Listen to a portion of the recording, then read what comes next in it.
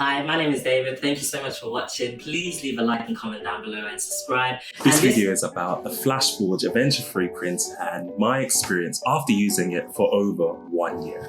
Hey, I miss you saying. Now, where were we? Yes, and why I believe this 3D printer, the FlashForge Adventurer 3, is the best 3D printer for beginners or anybody that's deciding to do architecture or needs to build mass models or detailed models. So even if it's an art-based course, this is the best 3D printer for beginners. So the first thing that stands out to me in terms of why this is for beginners is the price. It costs about £380. You can potentially get it for about £350, which, in the world of just starting work on 3D printers, that's a steal because it means that, it's affordable. It's something that you don't need to, save up quite a lot of money to get. And it just works, and for that price range, there's a lot of printers out there that, you'll spend hours trying to learn how to make it work perfectly every single time. And say if you're on an art-based course or even with architecture, you need a printer that, will save you, before a deadline, if at night, you want to make a massing model and you need to also do work on your computer, you can just literally send work to this printer or print it quality every single time. There are a few hiccups there and then, but, it does work almost 90% of the time. The next element that I really like about this printer is the structure and the case space. Most 3D printers at that price range, typically you'll find them without a case. Having an enclosure really helps because it means you can print certain type of materials at higher temperatures because it contains the heat.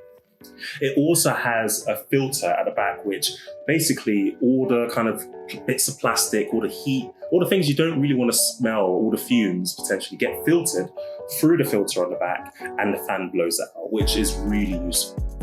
The other element potentially is that it allows you to also put your filament and spool all within the case itself. So nothing's hanging out, it's all contained within the case itself. And I just love it, it's just nice and neat and clean. Subscribe down below, leave a comment and a like. As it has been.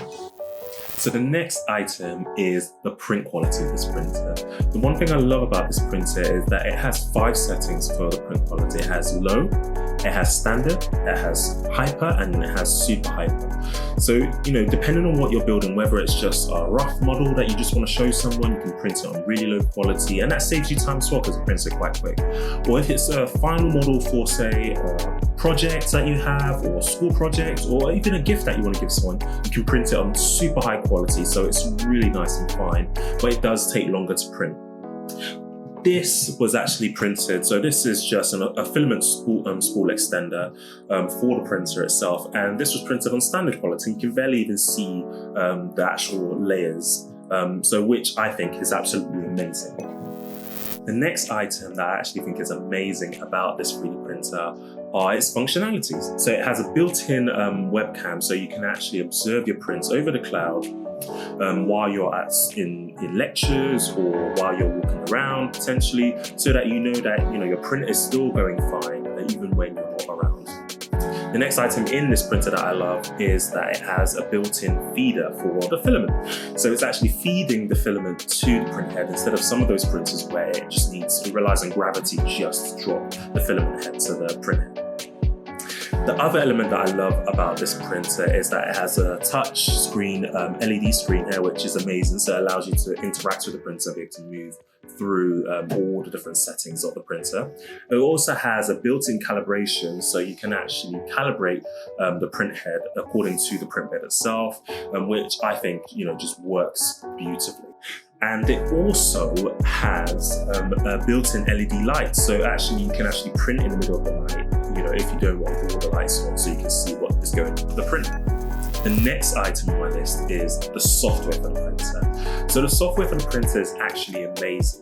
It's user-friendly. You don't need to be a genius to actually get something to print, but it also has an advanced setting, so you can actually tweak with the quality of the print if you know how to use those settings. But if you're a beginner, it's good that it has kind of the beginner's settings, because then you just go, okay, I'm using PLA, I want to print at a standard quality.